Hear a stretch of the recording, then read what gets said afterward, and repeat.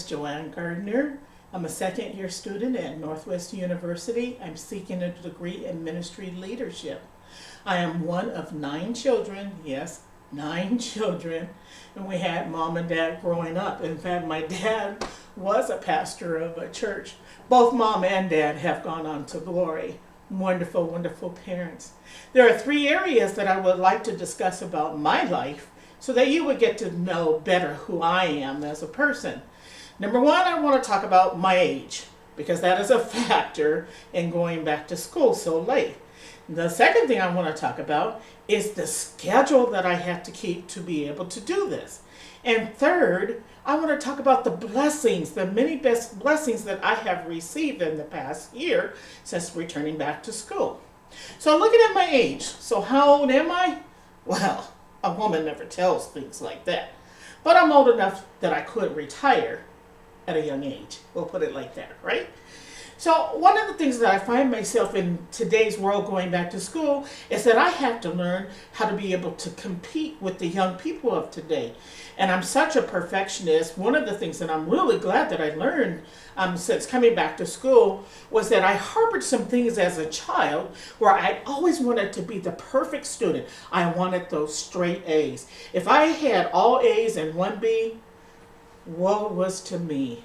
I really beat myself up over that, and I didn't realize that I had harbored that within me from childhood until last year when I started getting my grades back. And if I didn't get an A, I wanted to know, why didn't I get that A? What could I do to be better to make sure that I always got that A? And as time went on, someone finally pulled me aside and said, allow yourself some grace. Oh, you think so? Oh, because when I think about my schedule, well, that right there in itself, if I was able to pull an A or B out of the schedule that I have, I go to church, I go to work, I go to school. So, well, go to school online, but still, that takes time. And a lot of times it takes me anywhere from an hour to 2 hours just to get to work, one way. So one of the things that I have noticed that is, if I would allow myself to park my car at a park and ride and take the train or the bus, how much could I save by being able to study on those vehicles? What a blessing. So which is the one thing I wanted to talk about, was because of my age, I've been able to look at life differently than some of my counterparts in class because of my own life experiences. Some of the things that I'm able to bring to the table are things that I have already actually gone through, so I can apply it in real life situations, which has to do with part of my schedule. When I take public transportation, I meet people from all walks of life. And so that has been able for me to be able to minister to people right on the spot, because oftentimes there's something that I've learned in class that now, guess what? I get to apply them into real life situation.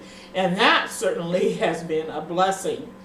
Also, when I'm on the train and the bus, I don't know if I said this before, but I am able to now be able to study on those vehicles, and the stress of me not driving, well, that is a blessing beyond belief, I feel.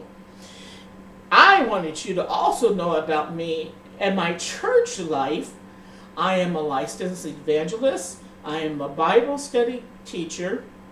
I also work with all of our new members, and I enter in all the information in the database at the church.